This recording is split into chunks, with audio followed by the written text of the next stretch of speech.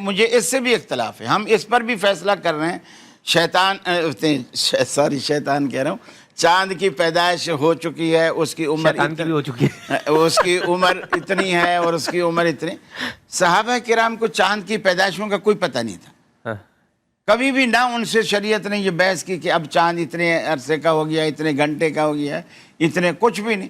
ہمیں وہ بات کرنی ہی نہیں جو لوگوں کی سمجھ میں ہی نہ بیٹھے، لوگوں کے دماغ میں ہی نہ بیٹھے، لوگ کنفیوز ہوں. شیطان کی بھی پیدائش ہو گئی ہے، دکھتا نہیں ہے مگر وہ نہ دکھنے کی بات نہیں ہے، بات یہ ہے کسی کو کہ یہ چیز جو ہے وہ سمجھ میں آنے والی نہیں ہے. اس لیے کہ اللہ کے رسول نے یہ پابندی لگائی 29 کو چاند دیکھو، دیکھ جائے اچھی بات ہے، نہ دیکھے 30 دن پورے کرو، اللہ اللہ خیر سلام. کوئی جھمیلا ہی نہیں، چاند کتنی عمر کا تھا، کتنے گھنٹوں کا تھا، افق پر آ سکتا تھا، نہیں آ سکتا تھا. 29 کو دیکھو، اگر آ سکتا تھا یا نہیں آ سکتا تھا، تمہیں نظر آ گیا، اس کا مطلب ہے چاند ہو گیا. تو یہاں اور پہ اگر نہیں مسئلہ آیا ختم ہو گیا. اور دوسرا اللہ، بالکل مسئلہ ختم ہے نا، جب لوگ تو شریعت کی طرف جا ہی نہیں رہے نا. جی اس کے اوپر بتا دیں، کیونکہ 30 روزے کے اوپر تو پھر آپ کو رویت دیکھنے کی ضرورت ہی نہیں. جی میں اس حوالے سے ایک مختصر سی بات عرض کرنا چاہتا ہوں. بات تو موضوع تو الحمدللہ تقریباً مکمل ہو گیا ہے. یہ جو قاری صاحب نے بات کی نا کہ چاند کی پیدائش اور ان چیزوں کو ڈسکس کیا جاتا ہے، تو میں اس حوالے سے یہ بات عرض کرنا چاہتا ہوں. دیکھیں معیار تو شریعت نے رویت کو بنایا تو رویت ہی معیار ہوگی. نہیں تو 30 روزے پہ آپ کہاں دیکھتے ہیں؟ نہیں 30 روزے تو حدیث میں بتا دیا نا کہ جب 30 پورے ہو جائیں تو بس، یعنی آپ پھر عید کر لو یا رمضان جو بھی ہے. اذا غم علیکم فاکملوا العدۃ 30. وجہ اس کی کہ 30 سے زیادہ تو ہو نہیں سکتا، یعنی وہ تو بالکل ایکسٹریم انتہا ہے، آخر ہے بس. 30 کے بعد آپ دیکھیں نہ دیکھیں، تو اصل تو 29 کو دیکھا جاتا ہے کہ ایک کم ہے یا ایک پورا کرنا ہے، وہ اس کو دیکھا جاتا ہے. 30 کے بعد تو ہو نہیں سکتا. اصل مسئلہ سائنس کے حوالے سے بھی یہاں بار بار بات ہوئی. دیکھیں سائنس کے حوالے سے میں یہ بات عرض کروں، میں 2-3 دفعہ یہ بات عرض کر چکا ہوں کہ سائنس کی آپ اس کو ظاہر بہتر سمجھتے ہیں کہ ایک تو سائنسی لا ہوتے ہیں، ایک سائنسی تھیوریز ہوتی ہیں. تو جو ایک لا بن جاتا ہے، ایک فیکٹ بن جاتا ہے، ایک حقیقت بن جاتی ہے، تو وہ حقیقت وہ ایک یونیورسل ٹروتھ ہوتا ہے، ایک ایسی سچائی ہوتی ہے جو ایک قطعی حیثیت رکھتی ہے. اس پہ آپ اپنے بہت ساری حسابات کا، بہت ساری چیزوں کا مدار انحصار کر سکتے ہیں. مثال کے طور پر سورج کے طلوع غروب کا وقت ہے نا، اب وہ ہم نے حسابات کر کے ہی معلوم کیا ہے کہ سورج طلوع کب ہوتا ہے. وہ ویسے تو معلوم نہیں ہوتا، انہی حسابات سے معلوم ہوتا ہے کہ سورج طلوع کب ہوگا، سورج غروب کب ہوگا.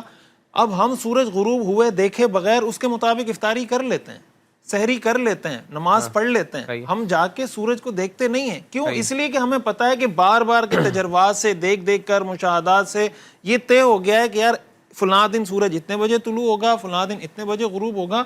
اب اگر کوئی یہ کہہ کر اس کو مسترد کر دے کہ نہیں بھائی نماز کا معاملہ دین کا معاملہ ہے، تو ہم اس یہ بتائیں کل اگر سعودی عرب میں چاند کل اعلان ہو جاتا ہے کہ کل عید ہے فار ایگزامپل، ٹھیک ہے، تو کیا پرسوں پاکستان میں عید ہو جائے گی؟ نہیں دیکھیں یہاں تو معیار جیسے بات ہوئی، ہم تو رویت، میں یہ بات یہاں پہ عرض کروں، ہماری تو ہمیشہ یہ کیلکولیشن پہلے بات کرے بہت امپورٹنٹ ہے وہ مولانا محسن صاحب، وہ بہت صحیح بات میں ہے کہ اسی پہ سائنس بات کی کر رہا بعض تھا. چیزیں جو اصولی ہے نا ان کو ہم رد نہیں کر سکتے کرنے، کیا کہ لوگوں کو یہ غلط فہمی نہ ہو جائے کہ سائنس کوئی حیثیت ہی نہیں رکھتی. میں یہی بات ہول سول اس کا ریجیکشن نہیں جو کرتے. سائنسی لاز ہیں، جو سائنسی فیکٹ ہیں، جو ایک یونیورسل ٹروتھ کوئی چیز بن چکی ہے، تو یہ جتنی چیزیں ہم نے کی نا کہ چاند کی پیدائش کب ہو رہی ہے اور چاند طلوع کب ہو رہا ہے، چاند غروب کب ہو رہا ہے، یہ ساری قطعی چیزیں ہیں، یعنی یہ کوئی ظنی چیزیں نہیں ہیں. سائنس کی نظر میں بھی ایک حقیقت، دنیا کی حقیقت کے مطابق بھی. اب جب کہہ دیا کہ چاند اتنے بجے پیدا ہوگا، پوری دنیا میں چاند اسی وقت، اسی لمحے، یعنی پیدائش جو ایک اصطلاح استعمال ہوتی ہے، تو اس وقت اس کی چاند کی پیدائش ہوگی. امریکہ میں بھی، یورپ میں بھی. اب ٹائم زون کا فرق ہے، وہ الگ چیز ہے کہ 5 گھنٹے آگے 5 گھنٹے بعد میں، لیکن جو ٹائم ہے وہ وہی ہوگا. اسی طرح چاند طلوع کب ہو رہا ہے، غروب کب ہو رہا ہے، یہ متعین چیزیں. تو اس کو تو یعنی اس کا انکار نہیں کیا جا سکتا. اور جیسے میں نے بتایا اس کی بنیاد پہ ہم معیار اس کو بھی نہیں بنائیں گے، معیار ہم رویت کو بنائیں گے. لیکن اگر کوئی گواہی ایسی آتی ہے جو اس کے خلاف ہے، مثال کے طور پر اس کے لیے ظاہر ہے ہمیں ویریفیکیشن کرنی پڑے گی، اور وہ آ کے کہتا ہے کہ میں نے چاند دیکھ لیا، تو ہم اس سے یہ تو پوچھیں گے نا بھائی آپ نے چاند کہاں پہ دیکھا. اس کی مثال آپ یوں سمجھیں جیسے سورج غروب ہو گیا، 6:42 پہ سورج غروب ہو گیا، اور کوئی آدمی آ کے آپ کو کہے میں نے 7:30 بجے سورج دیکھا ہے، وہ آ کے گواہی دے، تو ہم اس کی گواہی کو اس لیے معتبر مان لیں گے کہ ایک عادل آدمی ہے، مسلمان آدمی ہے، داڑھی ٹوپی والا آدمی ہے، اس سے دلیل مانگیں گے. وجہ اس کی ہے کہ یہ بالکل ہو نہیں سکتی. بالکل میں اسی بات کو کنٹینیو کرنا چاہوں گا جیسے ماشاءاللہ سب حضرات نے بات کی. اس پر آپ نے جیسے سوال کیا تھا نا کہ کوئی سائنٹیفک سلوشن اس طرح کا نکال لیا جائے اور مستقل ایک ایسا حل ہو کہ اسی کو دیکھ کر ہم کیلنڈر بنا لیں, ساری چیزوں کو فالو کرتے رہیں, تو یہ بنیادی طور پہ میں یہ سمجھتا ہوں کہ جو علماء پر یہ اعتراض کرتے ہیں نا اور سائنس کا سہارا لے کر اعتراض کرتے ہیں, صحیح بات یہ ہے کہ ان کو خود سائنس کا ہی نہیں پتا. اگر ان کو سائنس کا پتہ ہوتا تو وہ یہ اعتراض ہی نہ کرتے. وجہ اس کی ہے کہ سائنسی اعتبار سے یہ اعتراض ہی غلط ہے. مثال کے طور پر ہم ایک کیلنڈر, بہت سارے لوگوں نے کیلنڈر بنائے ہوئے ہیں اور یہ کیلنڈر بنانا آج کل کوئی مشکل کام نہیں رہا. مطلب فلکیات کا جو آدمی ماہر ہو, اے آئی پہ آپ لکھیں وہ کیلنڈر ویسے اس سے ہٹ کے, یعنی فلکیات کے جو لوگ ماہرین ہمیشہ سے رہے ہیں, تو ان کے لیے کوئی مشکل کام فلکیات کی یعنی حسابات کر کے کیلنڈر بنانا کوئی مشکل کام نہیں رہا تھا.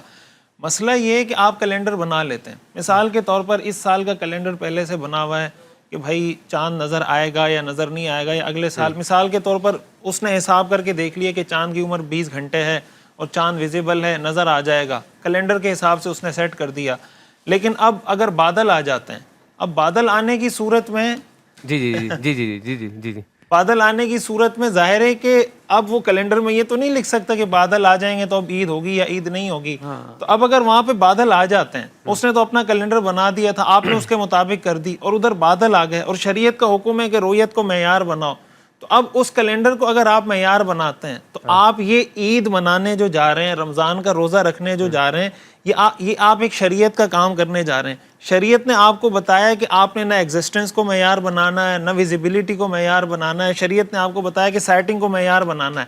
آپ کہہ رہے ہیں کہ روزہ میں نے رکھنا ہے, شریعت کا کام جو ہے, عید منانی ہے جو شریعت کا کام ہے, لیکن معیار شریعت کو نہیں بنانا, معیار حدیث کو نہیں بنانا, قرآن کو نہیں بنانا. تو بھائی پھر روزہ رکھنے کی کیا ضرورت ہے اور عید منانے کی کیا ضرورت ہے؟ جب آپ نے دین کا, اس کی مثال آپ ایسے سمجھیں جیسے کسی آدمی نے فجر کی نماز پڑھنی ہے, لیکن وہ کہے کہ میں فجر طلوع ہونے سے پہلے فجر پڑھوں گا. تو بھائی فجر آپ کیوں پڑھ رہے ہیں؟ اگر آپ نے طلوع ہونے سے پہلے ہی فجر پڑھنی ہے تو پھر آپ یہ تکلف کیوں کر رہے ہیں کہ یار میں نے فجر کی نماز پڑھنی ہے؟ تو اگر روزہ رکھنا ہے تو پھر جو شریعت بتا رہی ہے اس کے مطابق. تو اس لیے جو سائنسی معیارات ہیں, جیسے میں نے شروع میں عرض کیا, سائنس کی تحقیقات دو طرح کی ہیں.